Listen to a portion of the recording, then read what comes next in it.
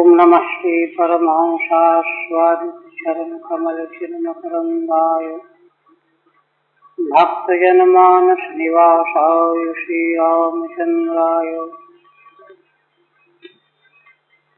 वागीशाय यस्य वदने लक्ष्मीर्यस्य च वक्षसि यस्यास्ते हृदये संवित्तं नृसिंहमहं भजे। विश्वसर्ग विसर्गादि नवलक्षणलक्षितम् श्रीकृष्णाख्यं परं धाम जगद्धाम नमामि।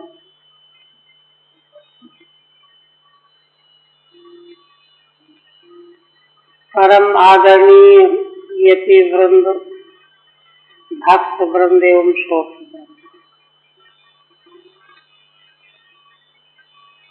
श्रीमद् भागवत के एकादश स्कंध के द्वितीय अध्याय में श्री नारद जी के द्वारा वसुदेव जी को पूर्व में महाराज निमि और नव योगेश्वरों के मध्य जो संवाद हुआ था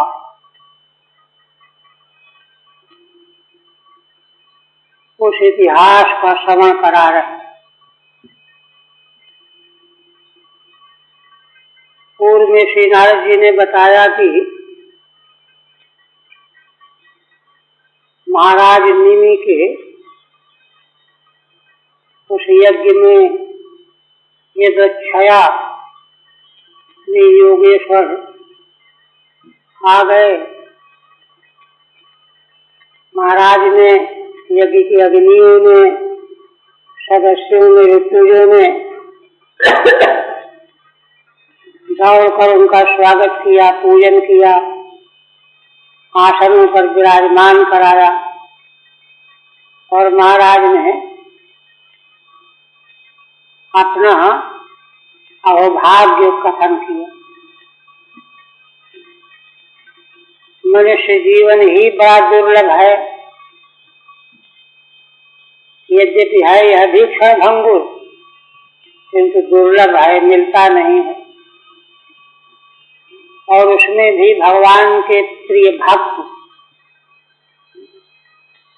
अथवा भगवान को प्रिय हैं जो वे भक्त, दोनों तरह की बात है।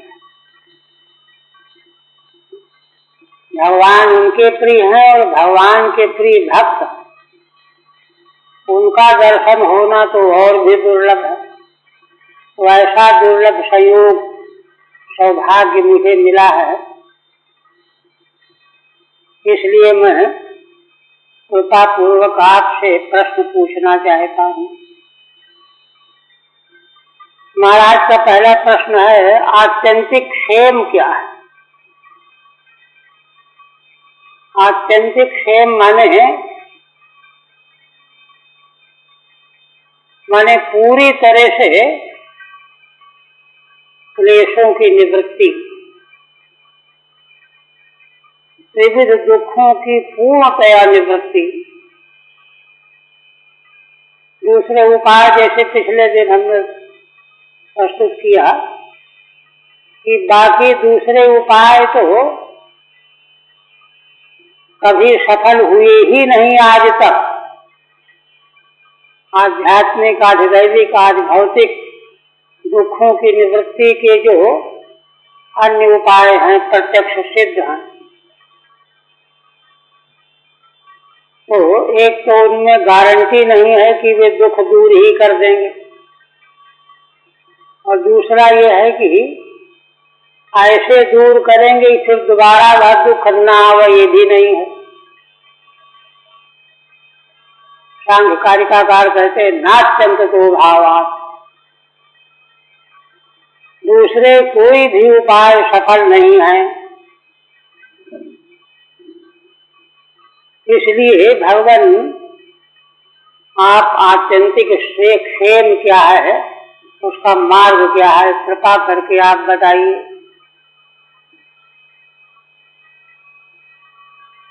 ये जो महाराज के द्वारा प्रश्न किया गया है और इसी के साथ में भागवत धर्म के विषय में जिज्ञासा की गई, क्योंकि भागवत धर्म के संबंध में महाराज सत्संग करते करते महान पुरुषों से सुन चुके हैं कि भागवत धर्मों का आश्रय लेने वाले भक्त को भगवान बहुत चाहते हैं, उससे प्रसन्न होकर के तो उसको अपने को भी दे देते। इसलिए ऐसे विलक्षण भागवत धर्म के संबंध में प्रश्न किए। ये दोनों प्रश्न के उत्तर में पहला प्रश्न है, पहले योगेश्वर भगवान कवि ने उत्तर दिया, किंतु देखिए इस संबंध में जो उत्तर आगे दिया जा रहा है उसका मौलिक दर्शन क्या है, इसको जरा हृदयंगम करना चाहिए। आत्यंतिक क्षेम के संबंध में जो प्रश्न किया जा रहा है और जिसका सर्वोत्कृष्ट साधन भागवत धर्म है, उसका कारण क्या है असल में? देखिए, वैदिक दर्शन इतना व्यापक और इतना रहस्यमय है, रहस्यपूर्ण है। दर्शन का अर्थ होता है यथार्थ दृष्टि, सम्यक दृष्टि दर्शनम। जो वस्तु जैसी है वैसी दिख जाना, सम्यक दृष्टि दर्शनम। तो वेदांत दर्शन, वैदिक दर्शन ऐसा सम्यक दृष्टि प्रस्तुत करने वाला है कि सर्वदेश, सर्वकाल, सर्ववस्तु, इससे ज्यादा हम लोग और जानते ही क्या है। जिस संसार का हम अनुभव कर रहे हैं सभी प्राणी मात्र, वह संसार देश काल वस्तु रूप ही तो है, तीनों से परिच्छिन्न है। देश से परिच्छिन्न, काल से परिच्छिन्न, वस्तु से परिच्छिन्न। ये तीनों तरह के जो विषय पदार्थ दृश्य जगत के अंतर्गत हैं, परिच्छिन्न, और इनके संसर्ग से इनको प्राप्त करके कभी भी है ना निर्दशय सुख की उपलब्धि नहीं हो सकती, परम आनंद की उपलब्धि नहीं हो सकती। तीसरे स्कंद के आरंभ में जहाँ विदुर जी ने प्रश्न किया है मैत्रेय जी से, देखिए ऋषियों का, प्रश्न करने वाले ऋषियों का और उत्तर देने वाले ऋषियों का दर्शन कितना गहन है। वे पूछते हैं कि भगवान, मैं ये जानना चाहता हूँ कि संसार के सारे जीव, प्राणी मात्र, सुख पाने के लिए, दुख मिटाने के लिए निरंतर लगे हुए हैं। कायिक, वाचिक, मानसिक तीनों प्रकार की चेष्टाओं को व्यापक व्यस्त है, और ऐसा करते करते एक ही जीवन नहीं, पता नहीं कितने जीवन निकल गए, किंतु हजारों लाखों जीवन व्यतीत कर लेने के बाद भी न तो निरतिशय सुख मिला और न दुख गया। ये विदुर जी का प्रश्न है। तो देखिए, होना ये चाहिए कि फिर वह प्राणी उन प्रयत्नों को बंद कर दे कि भाई जब हो ये सब करने पर भी करते करते हार गए, थक गए, लोग दौड़ते हैं, नहीं मिलता तो चुप हो जाते हैं। किंतु यह क्या कारण है कि जीव जो है कर्म से विरत भी नहीं हो रहा,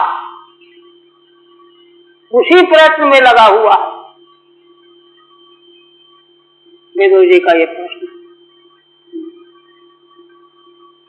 तो तात्पर्य कहने का ये है कि इसका मतलब यह है कि जो आत्यंतिक सुख है, आत्यंतिक क्षेम जिसके बारे में प्रश्न है, वह कोई एक बहुत विलक्षण वस्तु है जिसका जीवों के द्वारा जो कायिक वाचिक मानसिक क्रियाकलाप किए जा रहे हैं, किए तो इसीलिए जा रहे हैं, लेकिन इससे कोई संबंध नहीं उसका, उनसे प्राप्त होने वाला वो है नहीं। योग दर्शन का सूत्र है परिणाम ताप निभत्वात् गुणवृत्ति विरोधात् दुख में वो सर्वम विवेकिना। इस पर व्यास भगवान का भाष्य है। उस सूत्र की व्याख्या करने के बाद, क्योंकि आमतौर से जीव जो है संसार के संसर्ग से ही दुखों से बचा रहना चाहता है और सुखों को इकट्ठा कर लेना चाहता है कि धीरे धीरे अपना रस चूसेंगे, किंतु ऐसा हो नहीं पाता। क्यों? क्योंकि ये सारा संसार और यहाँ के सारे पदार्थ, व्यक्त पदार्थ त्रिगुणात्मिका प्रकृति के परिणाम रूप हैं। परिणाम रूप जो पदार्थ होता है वो तो सदा बदलता ही रहता है।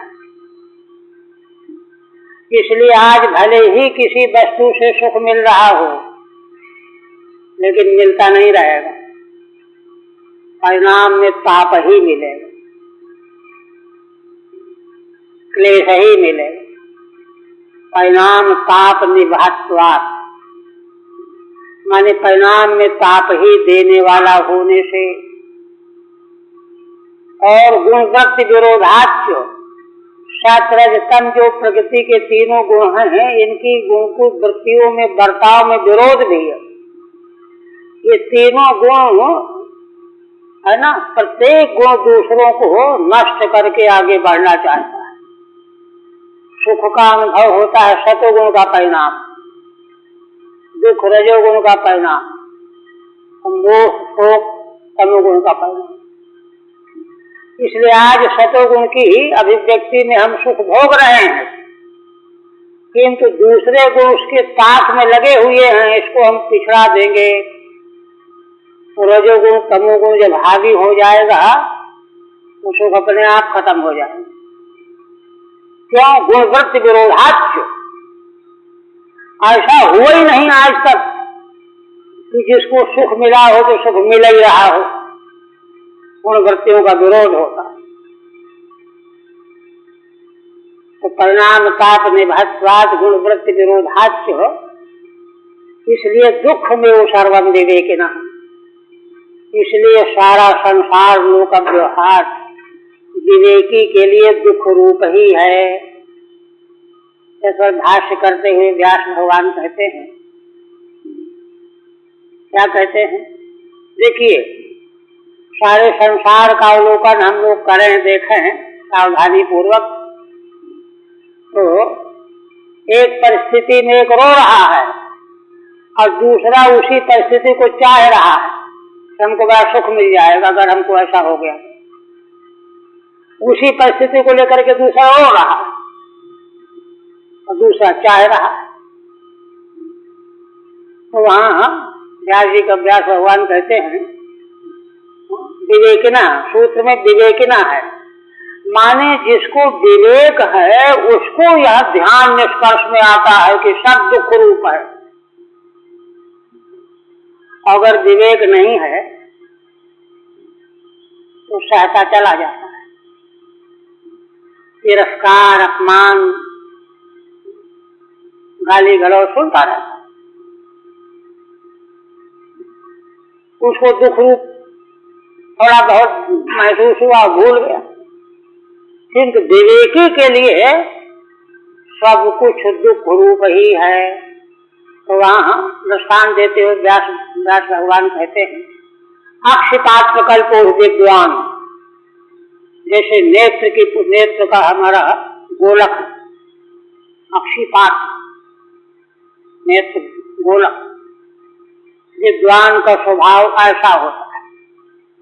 जैसे अक्षिपात्र में नेत्र गोलक में है ना, थोड़ी सी भी किलकिली कोई पड़ जाए बेचैन होते, आंख मलने लगेगा, आंसू बहने लगेगा। जब तक वह निकल नहीं जाएगी तब तक चैन नहीं पड़ेगा। इसी प्रकार से अक्षपात्र कल्पुर विद्वान अणुमात्रणा उद्वेगे उद्विजते, किंतु शरीर के दूसरे अंगों में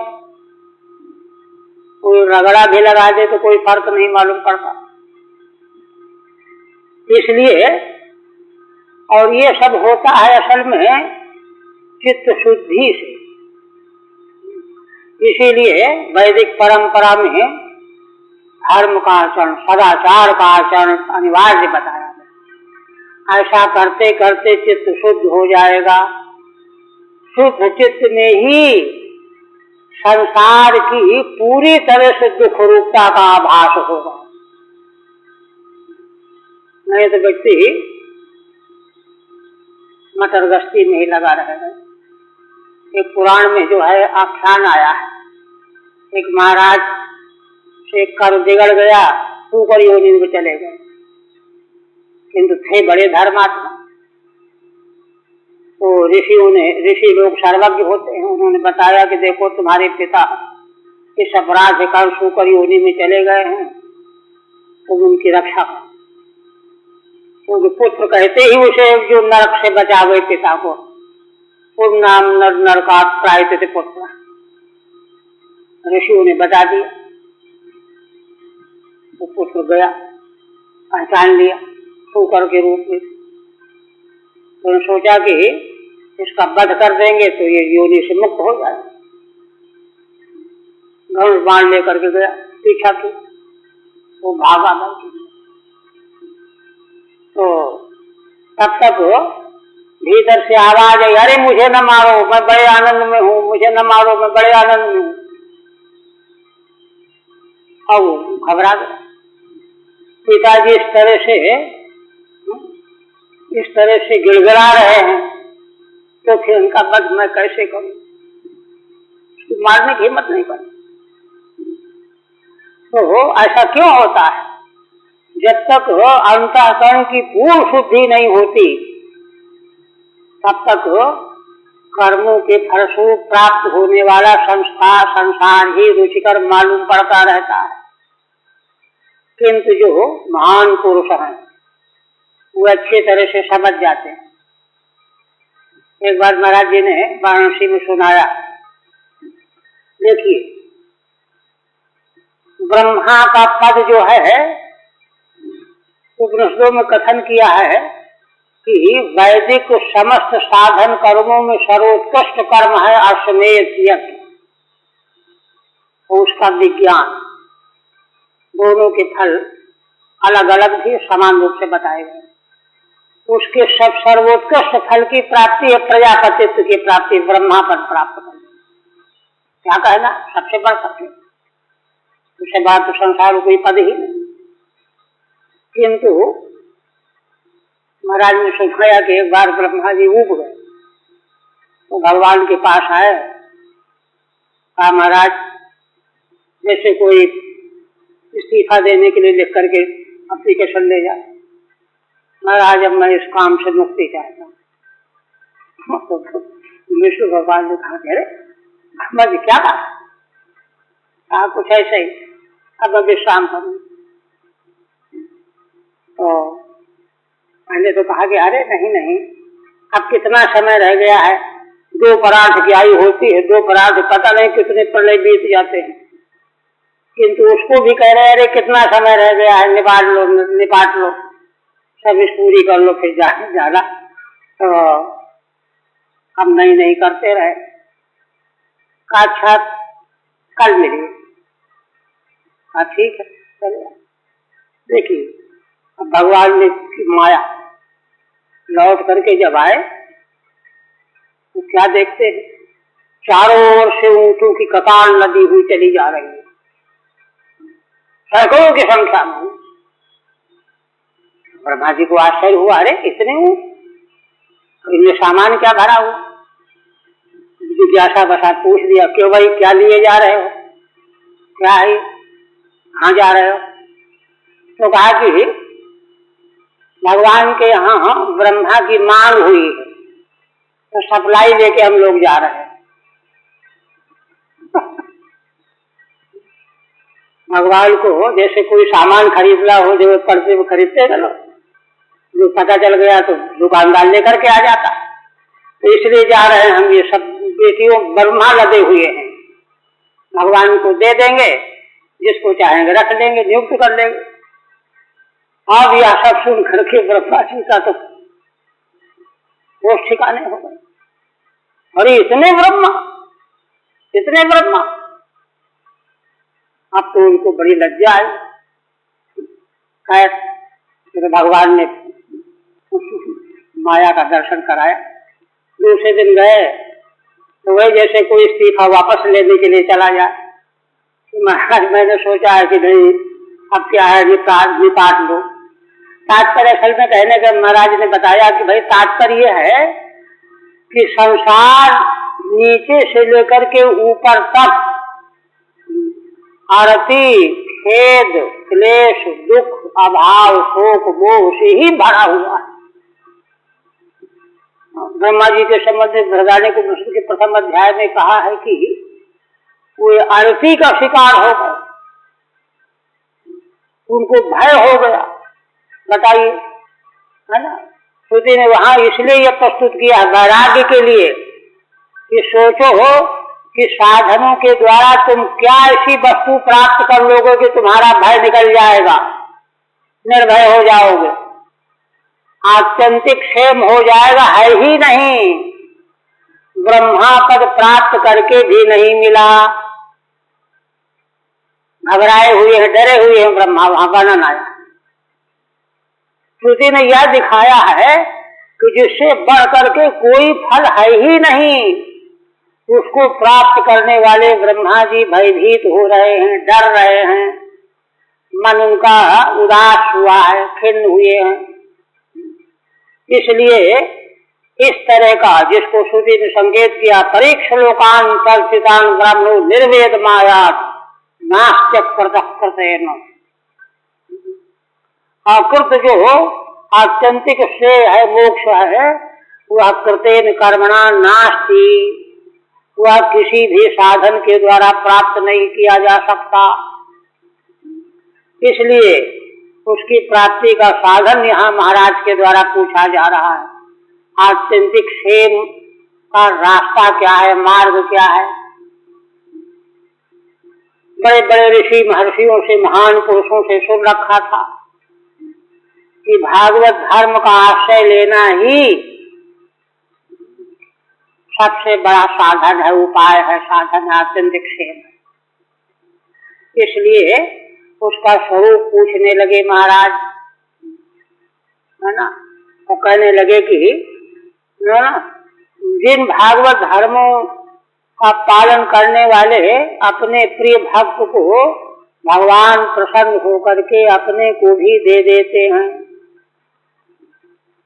उन भागवत धर्मों का आप मेरे सुनने लायक मुझको समझते हो तो आप कृपा करके मुझको बताइए। ये प्रश्न है, माने प्रश्न ऐसा है कि दर्शन की सर्वोच्च गहराई का प्रश्न है, और उसका समाधान जो आगे उत्तर के रूप में दिया गया है, जिसमें कवि नाम के प्रथम योगेश्वर भगवान ने बताया। क्या बताया? कहा कि देखो, उन्होंने अपना निर्णीत मत व्यक्त किया। मन्ये कुतश्चित् भयमच्युतस्योपादाम्बुजोपासन मत्र नित्यम।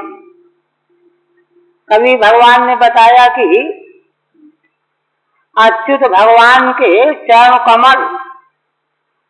चरण कमलों की उपासना नित्य उपासना, इसी को मैं आत्यंतिक क्षेम का साधन मानता हूँ। अहम मान्य, मैं ऐसा मानता हूँ, मेरा अपना निर्णय है। क्यों? अत्र माने संसारे उद्विग्न बुद्धि असदात भावात। इस संसार में देखिए बेचैनी, दुख, क्लेश,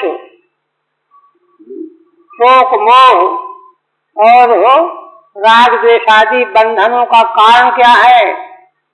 असत के प्रति आत्मभाव होना, असदात भाव।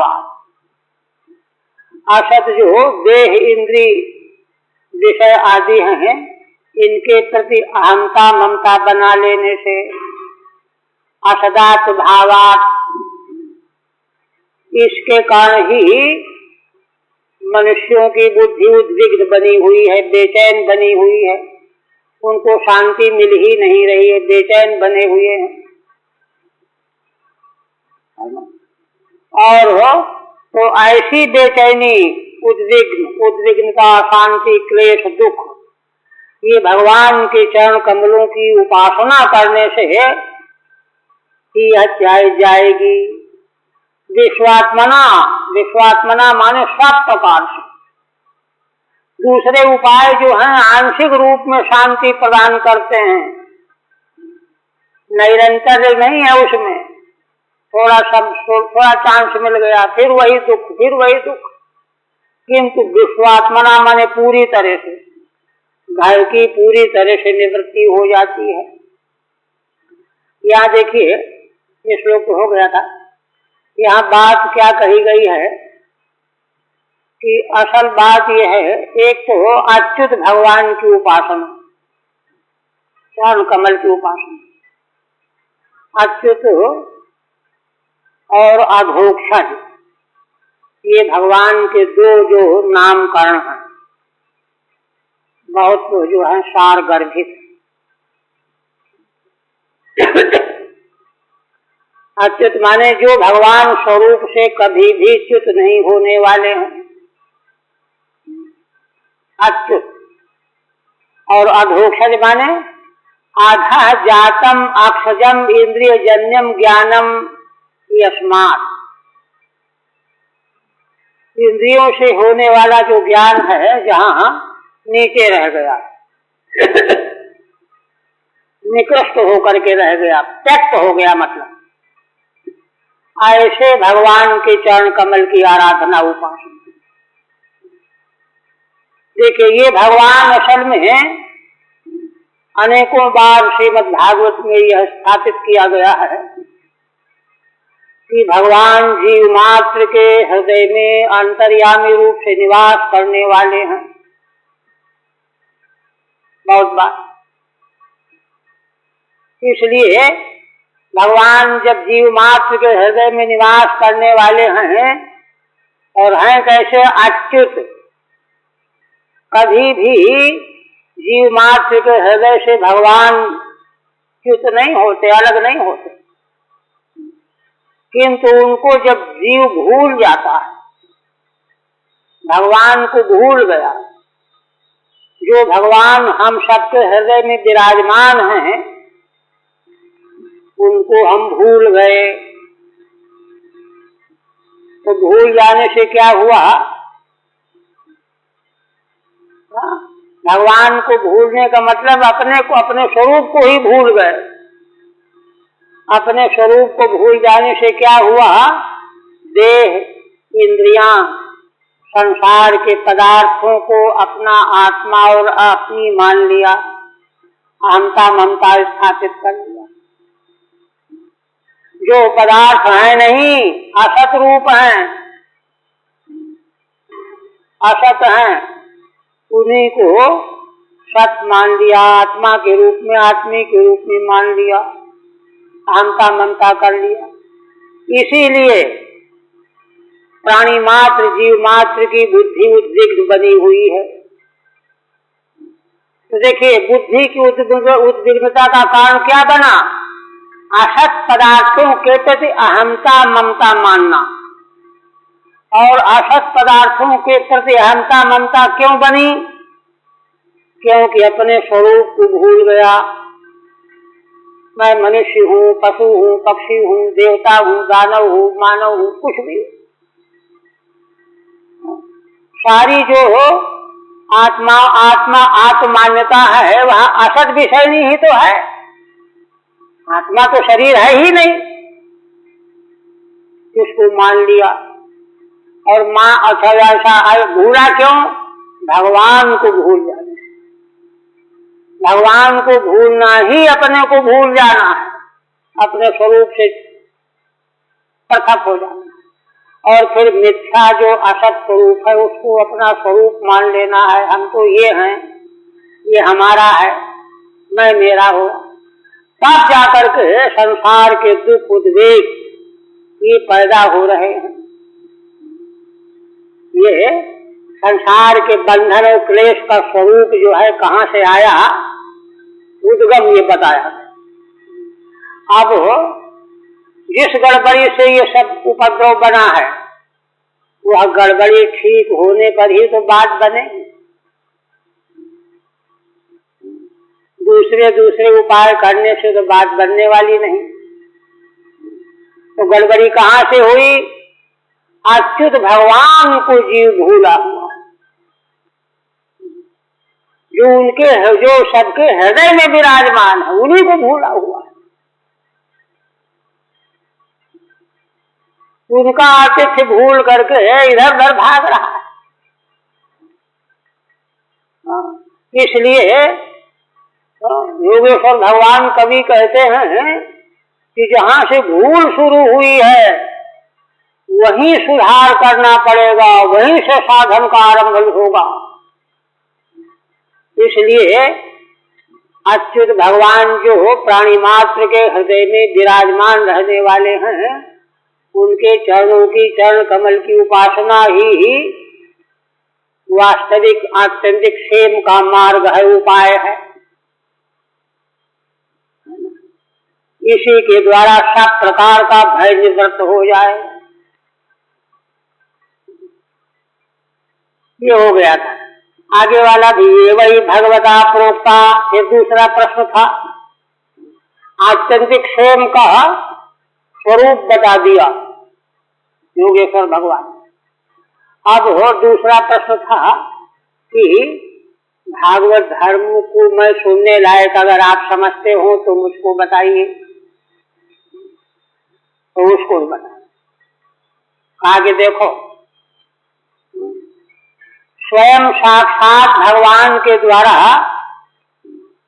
सामान्य अज्ञानी जीवों के भी कल्याण के लिए, आत्म की प्राप्ति के लिए, आत्मा की उपलब्धि के लिए जो उपाय भगवान ने स्वयं बताए हैं अपने मुखारविंद से। कहाँ कहाँ बताए हैं? श्रीमद् भगवद गीता शास्त्र में, नाग पांचरात्र आगम आदिकों में भगवान के द्वारा जो स्वयं, जिससे कि नासमझ लोग, अज्ञानी लोग भी अपने भूले हुए आत्मा को प्राप्त कर सकते हैं, उन उपायों का नाम ही भागवत धर्म है। आत्मलब्ध है अंजः पुंसाम विदुषाम विद्धि भागवतान हितान। हे राजन, उन्हीं को तुम भागवत धर्म समझो। श्रीधर स्वामी ने व्याख्या में बताया कि भगवान ने सामान्य मानव धर्म, विशेष वर्णाश्रम धर्म, राजधर्म, आपद धर्म, है ना, और सब अनेक तरह के धर्मों का उपदेश तो भगवान ने मनु जी के द्वारा करवाया। किंतु भागवत धर्म तो बड़े रहस्यमय है। इनका भगवान ने स्वयं ही पाठ को उपदेश किया, वर्णन किया।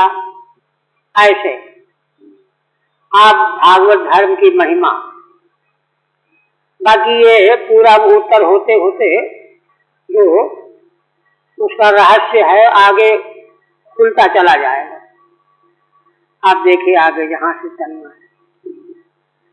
यानास्थाय नरो राजन न प्रमाद्येत कदाचित् धावन निमील्यवा नेत्रे न स्खलेन्न पतेति हो। योगेश्वर भगवान कवि कहते हैं कि हे राजन देखो, उन भागवत धर्मों का आश्रय लेकर के, क्योंकि अंजः अनायासेन विशेषण दिया गया है, अविद्वान मनुष्य भी अनायासेन आत्मा को उपलब्ध कर लेते हैं, तो आखिर उनमें सरलता सुगमता है क्या? तो उसी को कह रहे हैं यानास्थाय नरो राजन। हे राजन, जिन धर्मों का आश्रय लेकर के आस्थावान होकर के मनुष्य मात्र, इसलिए नर है, न प्रमाद्येत कदाचित्, उन भागवत धर्मों का आश्रय ले लेने पर उससे कभी कोई प्रमाद नहीं होता।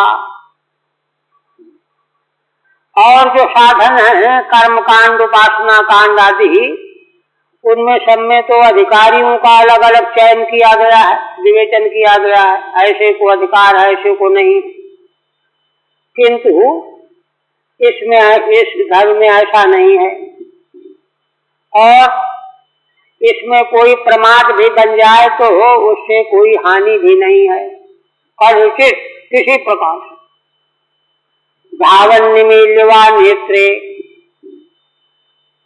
यहाँ तक कहते हैं कि कोई आंख बंद करके दौड़े जैसे, धावन निमील्यवा नेत्रे, दौड़ता हुआ चले, तो दौड़ते हुए चलने में भी कहीं ठोकर लगने का डर रहता ही है, और आंख बंद करके चलेगा तो और भी डर है।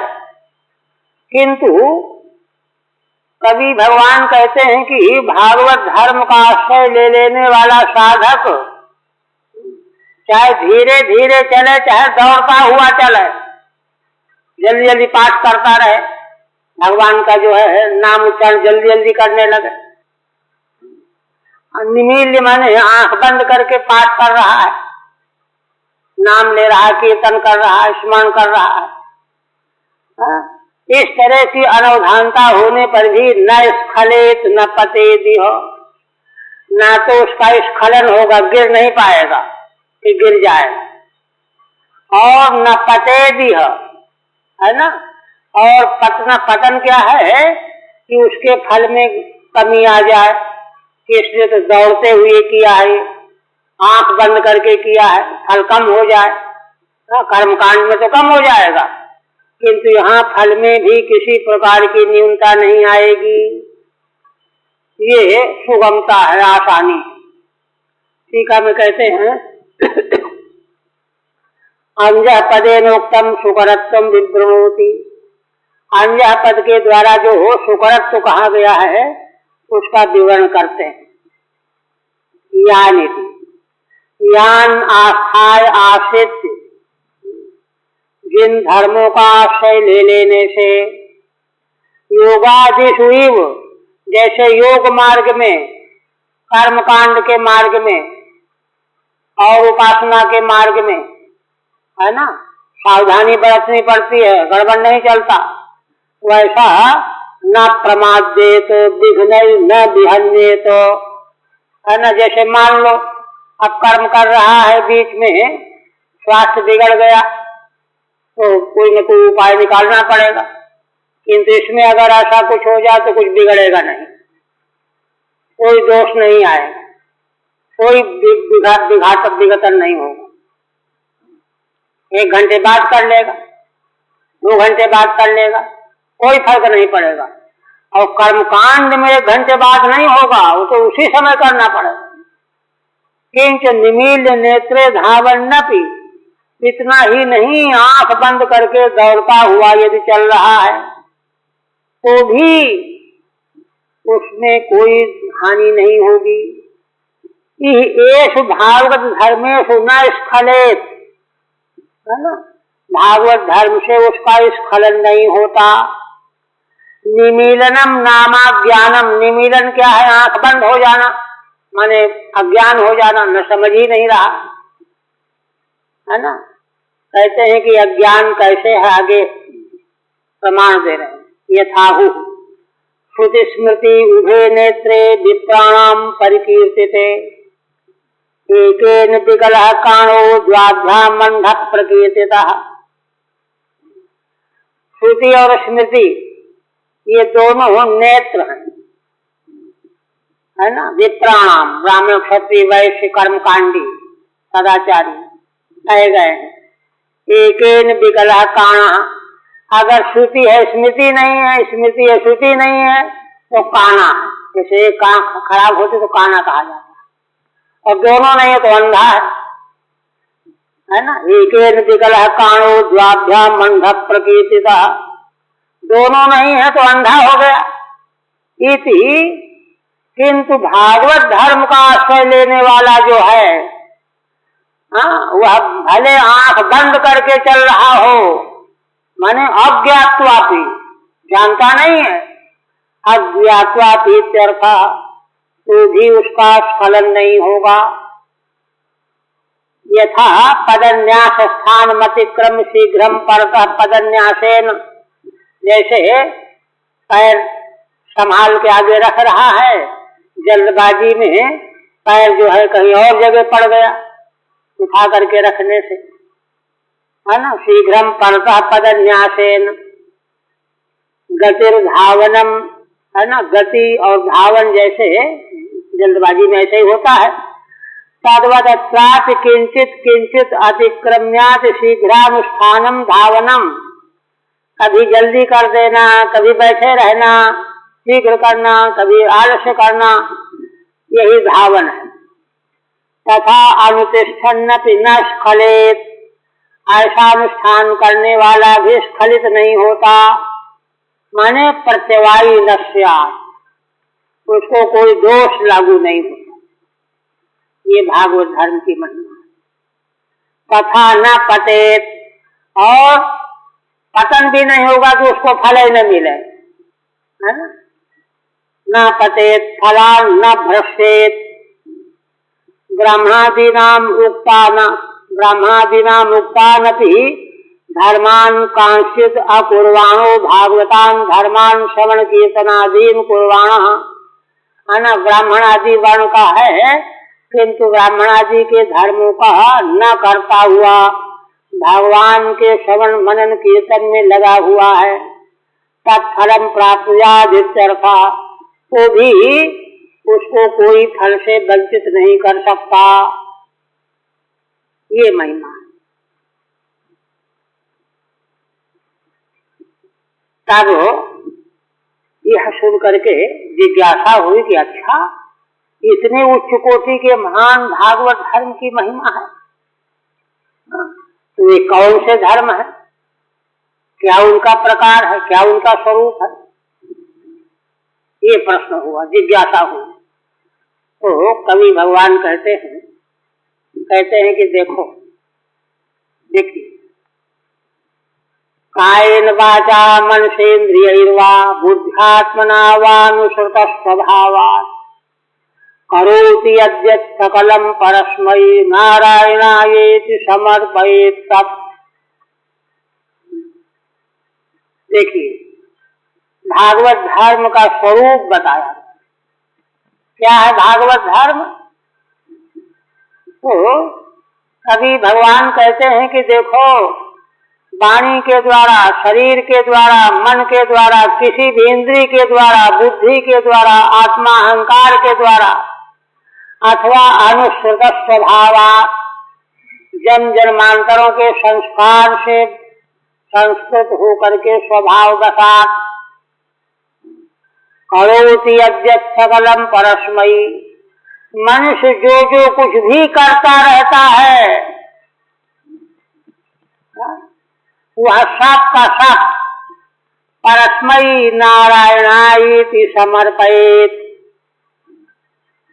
है ना। परात्पर परम पुरुष भगवान नारायण को समर्पण कर देना ही भागवत धर्म है। समर्पयेत् तत् भागवत धर्म, उस सबको भगवान को अर्पण कर देना। देखिए, इसका दार्शनिक मूल क्या है? पहले देखते टीका करते हैं। ननु केते भागवता धर्माः, ये कौन से भागवत धर्म है जिनकी इतनी महिमा है कि कोई द्विगुणता नहीं आती, फल की कोई हानि भी नहीं होती, कोई दोष नहीं लगता। कहते हैं कि ईश्वरार्पितानि सर्व कर्माण्यतीत्याह। उत्तर देते हुए कहते हैं श्रीधर स्वामी कि अरे भाई, भागवत धर्म कोई विशेष क्रिया का नाम नहीं है। फिर क्या है? माने सारे कर्म भगवान को, ईश्वर को अर्पण कर देना ही भागवत धर्म है। इससे बढ़कर के सुगमता कहाँ होगी? इसी को कहते हैं कायेनेति आत्मना, माने चित्तेन अहंकारेण वा, चित्त अहंकार अनुसृतो यह स्वभाव तस्मात्, जो स्वाभाविक स्वभाव है, चलते चलते जैसे कोई कुछ बोलने लगता है, कोई सिर खुजलाने लगता है, ये सब स्वाभाविक कर्म है ना। अयम अर्थ, इसका अर्थ क्या है? न केवलम विदितः कृतम एवेति नियमः, माने विधि से जो कर्म किए गए हैं उनको भगवान को अर्पण करना, ये नियम नहीं है भागवत धर्म के मार्ग में। स्वभावानुसार लौकिक मतीति, स्वभाव के अनुसार लौकिक कर्म भी भगवान को अर्पण करना भागवत धर्म है।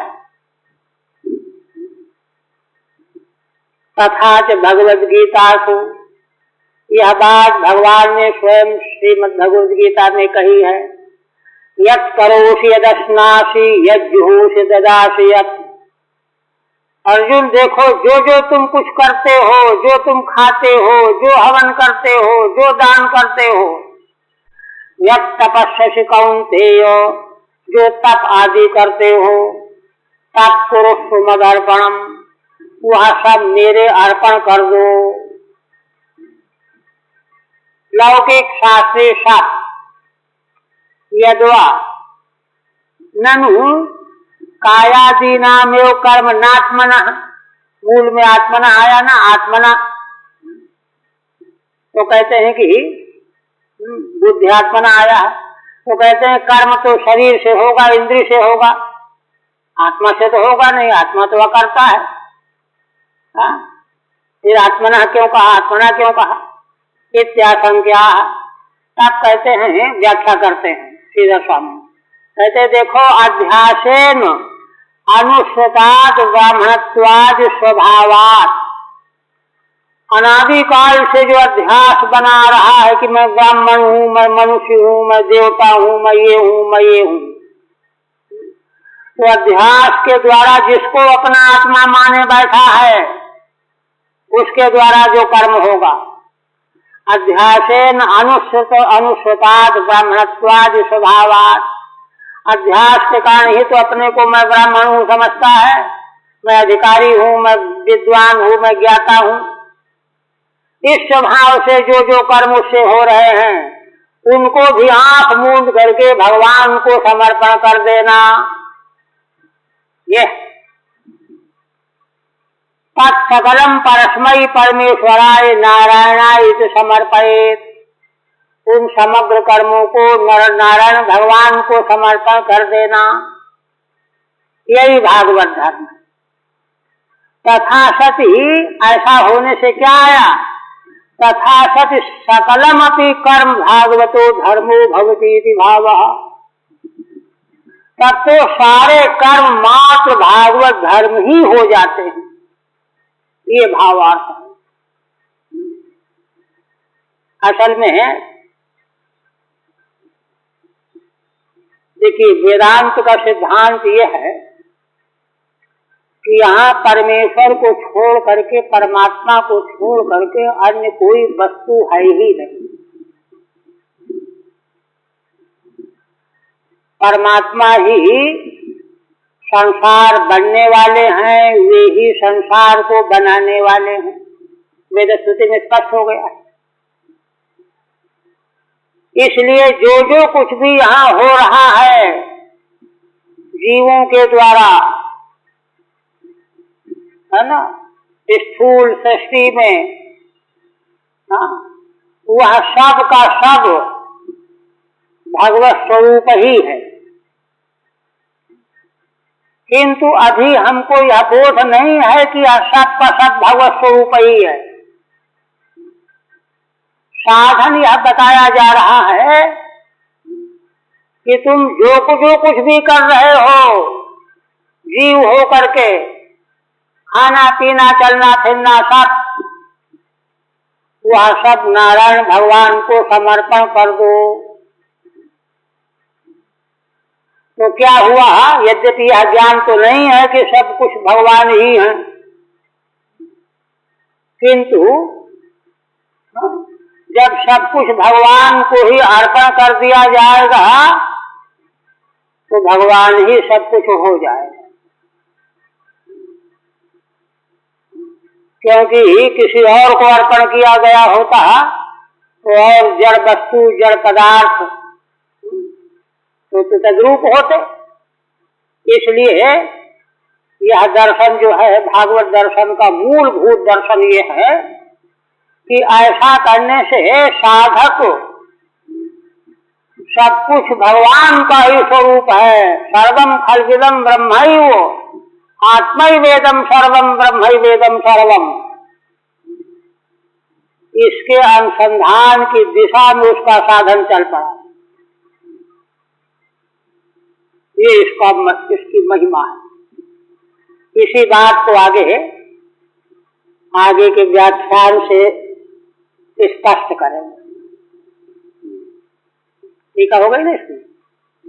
आप देखिए, माने भागवत धर्म का स्वरूप और उसकी महिमा। देखिए, यहाँ धर्म शब्द का प्रयोग भी बड़ा है ना, रहस्यमय है। धर्म शब्द का प्रयोग जो है करके क्या होता है कि धर्म जो है वस्तु का असाधारण स्वरूप होता है। वह धर्म नहीं रहेगा तो वस्तु नहीं रहेगी। जैसे अग्नि का दाहकत्व धर्म है, दाहकत्व प्रकाशकत्व। अब अगर अग्नि का दाहकत्व प्रकाशकत्व न रहे तो अग्नि कहाँ रहेगी? अग्नि है ही नहीं, अग्नि ही नहीं है। तो धर्म शब्द के द्वारा यहाँ जो कथन किया जा रहा है, धर्म का मतलब ही है असाधारण स्वरूप। धर्म के द्वारा असल में जो पहचान की जाती है ना, ये गऊ है, ये भैंस है, ये हाथी है, ये घोड़ा है, तो कैसे पहचान होती है? उसके असाधारण जाति आदि के द्वारा पहचान होती है। माने जो धर्म केवल उसी में है, अन्य में नहीं है। गोत्र केवल गऊ में रहेगा, घोड़े में थोड़ा रहेगा, इसलिए गऊ गऊ है। अश्वत्थ केवल घोड़े में रहेगा, गऊ में नहीं रहेगा, इसलिए अश्वत्थ वाला ही अश्व है। इसी प्रकार से ये धर्म जिसमें भी रहेंगे वह धर्म वाला धर्मी हो जाएगा। तो जिस भक्त में भागवत धर्म रहेंगे वही तो भगवान हो जाए। धर्म जो है असाधारण जो है उसका स्वरूप होता है। इसीलिए धर्म के द्वारा ही वस्तुओं का लक्षण किया जाता है, लक्षित कराया जाता है। ये बात आई। आप देखिए, इसकी दार्शनिक पृष्ठभूमि प्रस्तुत कर रहे हैं। कहते हैं कि देखो राजन, क्या देखें? भयं द्वितीयाधिनिवेशतः स्यात्। कहते हैं पहले समझो अपने को। तुमने जो प्रश्न किया है, जो कठिनाई है तुम्हारी, जो तुम आत्यंतिक क्षेम चाह रहे हो, जिसका उपाय हम बता रहे हैं, तुम अपनी कठिनाई, अपनी समस्या को समझो। तो पहले क्या? भयं द्वितीयाधिनिवेशतः स्यात्। भय किससे होगा? द्वितीयात् वै भयं भवति, श्रुति कहती है। दूसरा हो तो भय होगा, अरे कहीं मार न डाले। यही भय तो ब्रह्मा को हुआ। बृहदारण्यक उपनिषद पहला अध्याय। ब्रह्मा नाभि कमल में बैठे थे, चारों ओर देखा, अरे कोई नहीं है, मैं अकेला हूं, कोई आके मुझको मार ना डाले, भय व्याप्त हो गया। फिर वहां बहुत लंबा शास्त्रार्थ है, गंभीर। फिर भय उनका कैसे गया उसका प्रकार वहां बताया गया है। उनको विवेचन करने लगे, अरे भय तो दूसरे से होता है, दूसरा तो कोई है नहीं। इधर पूरा पश्चिम उत्तर दक्षिण ऊपर नीचे मैं ही तो हूं, और भय दूसरे से होता है तो मुझको भय क्यों हो रहा है? तो देखिए वहां श्रुति का मूल श्रुति है, श्रुति कहती है कि ब्रह्मा का भय तब खत्म हुआ गया जब उनको ये भान हो गया कि अरे मैं ही मैं हूं, मेरे अलावा कोई है ही नहीं। अगर दूसरे की संभावना बनी रहती तो भय जा नहीं सकता। वहां पर इसी श्रुति पर बहुत लंबा शास्त्रार्थ भगवान शंकराचार्य ने प्रस्तुत किया कि ऐसा ज्ञान ब्रह्मा को कैसे हो गया, यदि इतनी तैयारी उनकी थी तो जन्म ही क्यों हुआ, पहले मोक्ष हो जाना चाहिए था। ये सब शास्त्रार्थ है, तो सब बड़ा बहुत उच्च कोटि का विचार किया गया। तो भयम द्वितीयाधिनिवेशता स्यात्, दूसरा दूसरे का होना, दूसरा हो चाहे न हो, अभिनिवेश होना चाहिए। देखो ना, स्वप्न में हम शेर देखते हैं तो डर जाते हैं, शेर होता थोड़ा ही है, लेकिन शेर है, अभिनिवेश बन गया, शेर है, आ जाएगा, मर जाएंगे, डर हो गया। दूसरा होना जरूरी नहीं है भय के लिए, दूसरे की प्रतीति अनिवार्य है। तो भयम द्वितीयाधिनिवेशता स्यात् ईशा दते तस्य विपर्ययो स्मृति। और यह कब आएगा? जब वह ईश भगवान से अलग हो जाएगा, अपेत माने भगवान से पृथक हो जाएगा। तब क्या होगा? उसको दूसरा दिखाई देने लगेगा, दूसरे का विनिवेश आ जाएगा। क्यों? विपर्य हो जाएगा, क्या क्या है, ये है, ये है, ये है, ये है, ऐसा है, वैसा है, वैसा है, विपर्य। और अस्मृति, स्वरूप की विस्मृति हो जाएगी, स्मृति खत्म। तब कहते ये हुआ क्यों? तन्माया तो बुध आभजे तम। अरे भाई, यह तो भगवान की माया का चमत्कार है। भगवान की माया के चमत्कार से ऐसा हो गया, माने भगवान को भूल करके जीवात्मा है ना, अपने को अन्य रूप में देखने लगा, उसको दूसरा तीसरा सब दिखाई देने लगा। अब उसको भय होने लगा, कोई मार न डाले, कोई लूट न ले जाए, ये विपर्य अस्मृति हो गई। तन्माया तो इसलिए अतः अस्मात् कारणात् बुध आभजेत्तम, इसलिए उन भगवान का ही भजन करना चाहिए जिन भगवान की माया से हमारी यह दशा हुई है।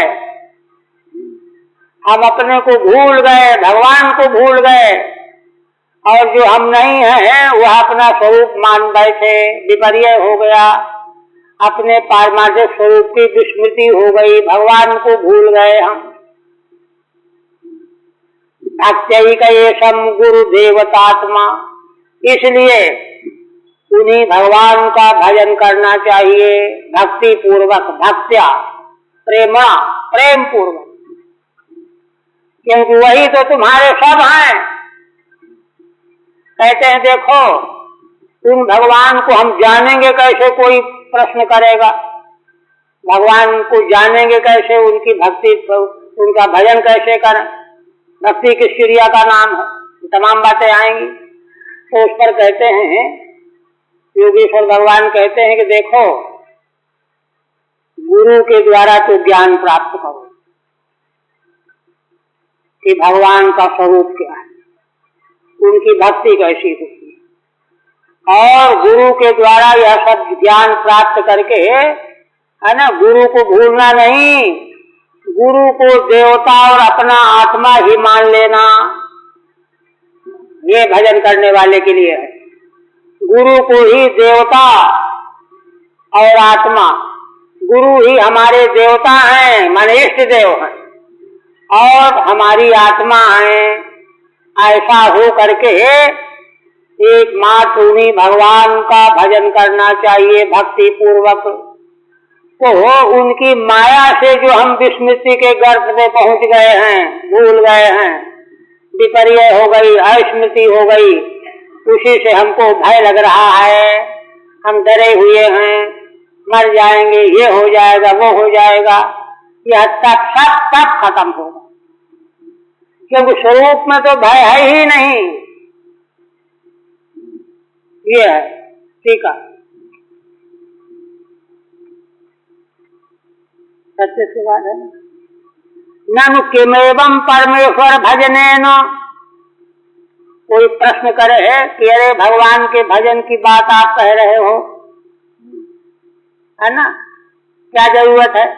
अज्ञान कल्पित भयस्य हो, है ना, शास्त्रज्ञ लोग कहते हैं कि सारा भय अज्ञान कल्पित है, वेदांत तो कही रहा, इसलिए ज्ञानैक निवर्त्यत्वात्, और ज्ञान के द्वारा ही अज्ञान की निवृत्ति हो जाएगी। इसलिए हम वही चेष्टा करेंगे। इत्याशंक्या, सब कहते हैं कि भाई देखो, जो अज्ञान कल्पित जो भय है ना, अज्ञान कल्पित जो भय है, उस भय के स्वरूप को पहले विधिवत समझो तो कहां से आया, कैसे आया, अज्ञान में आया तो कहां से आया, कैसे आया। इस दृष्टि से कहते हैं भयमिति, ये तो भयम तन्माया भवेत, जिससे भय हो रहा है ना, वह भगवान की माया के प्रभाव से भय लग रहा है। अतो बुद्धो बुद्धिमान तम एव आभजेत, इसलिए बुद्धिमान मनुष्य को उन भगवान का ही भजन करना चाहिए।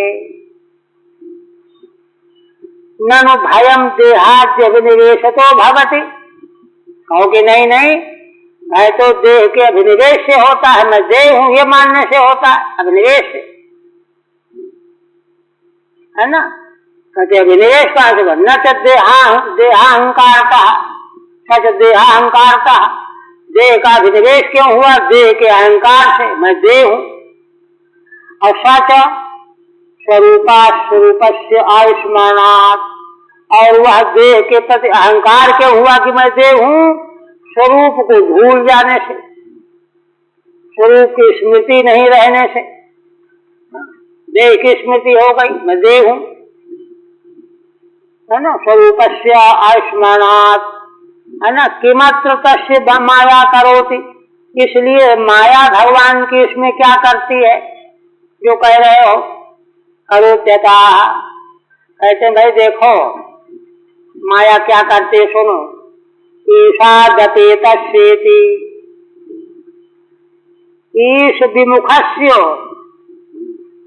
तन माया अस्मृतिर्, भगवान से विमुख होते ही भगवान की माया विस्मृति कराने वाली आ जाती है।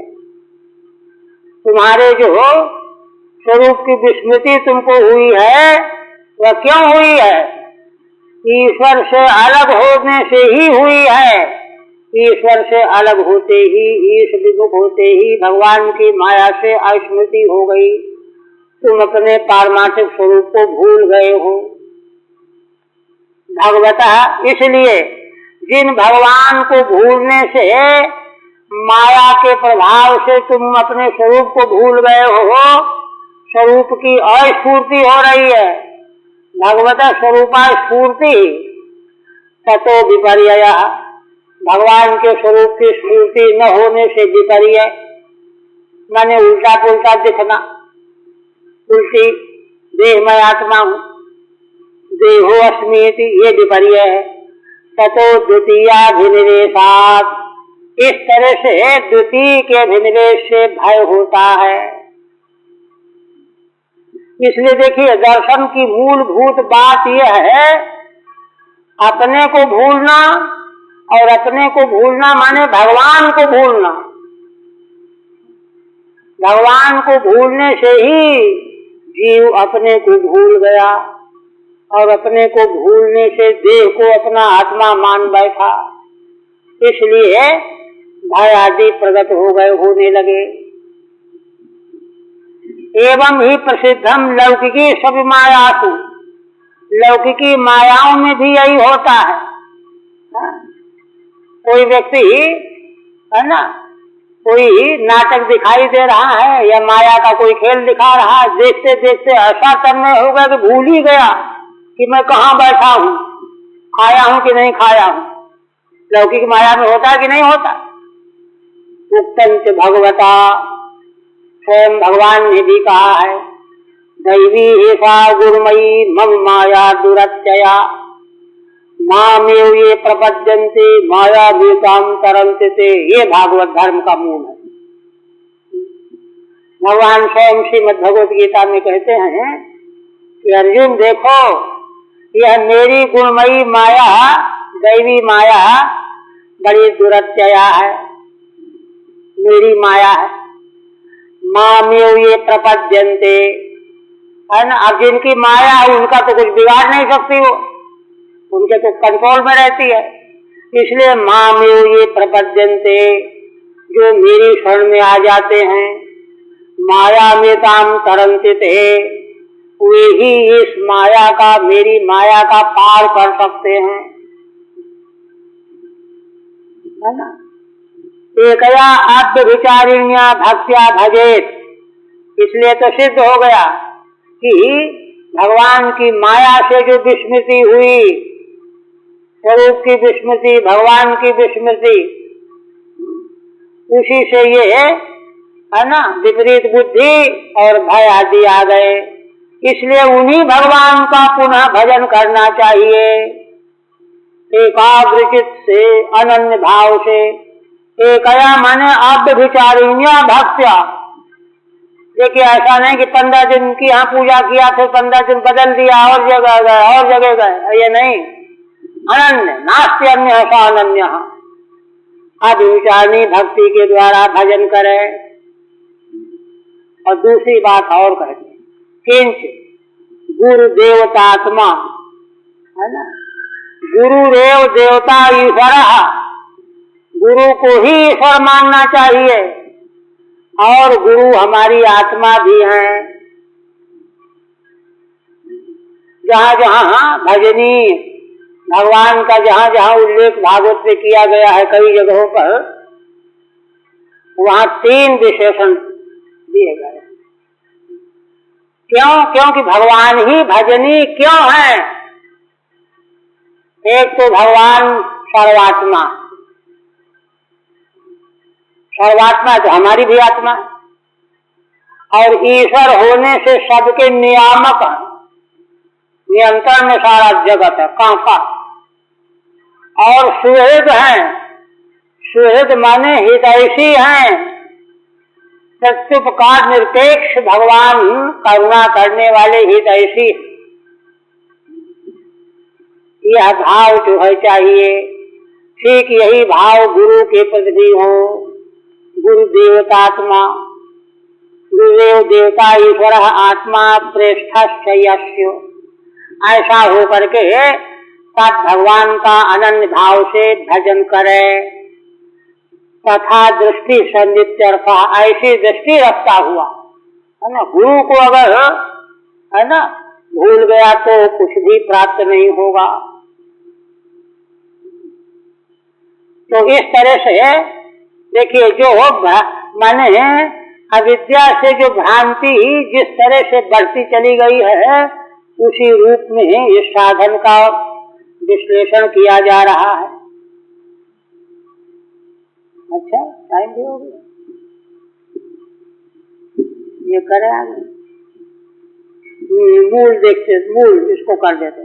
अविद्यमानोप्यवभाति हि द्वयो ध्यातुर्धिया स्वप्न मनोरथौ यथा तत्कर्म संकल्प विकल्पकम मनो बुधो निरुंध्यादभयम ततः स्यात्। आप देखिए, भगवान कवि योगेश्वर जी कहते हैं कि यह साधन जब बताया गया तो व्यक्ति सोचता है अरे ये कैसे हो पाएगा, क्योंकि उसका ध्यान तो हो विषयों विक्षिप्त बना हुआ है। तो विषयों से विक्षेप जब तक समाप्त न हो तब तक है ना अनन्य भक्ति से भगवान का स्मरण भजन कैसे बनेगा।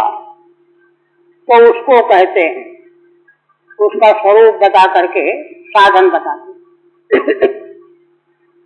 कहते हैं कि देखो जिन विषयों के प्रति विक्षिप्त चित्त बना वो विषय है नहीं, कुछ अविद्यमान है, कुछ भी नहीं है, बिना होते हुए भी अवभाषित हो रहे हैं।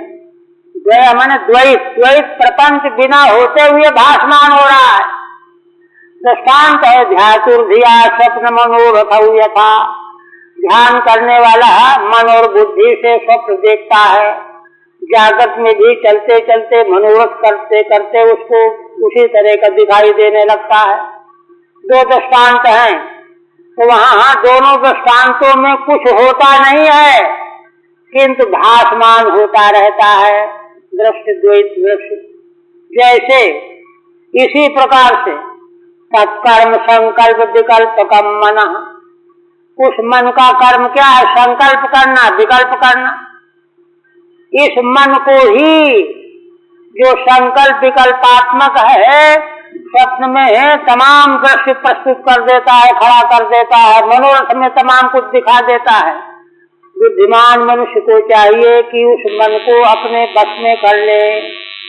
मनो बुधो निरुंध्याद अभयम ततः स्यात्, क्योंकि विवेकी पुरुष जब मन को निरुद्ध कर लेगा द्वैत का दिखना समाप्त हो जाएगा, तब तो एकमात्र भगवान ही दिखने लगेंगे।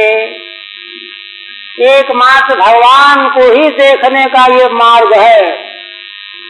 द्वैत का दिखना समाप्त हो, एकमात्र भगवान का ही दर्शन होने लग जाए। अब फिर पढ़ते हैं।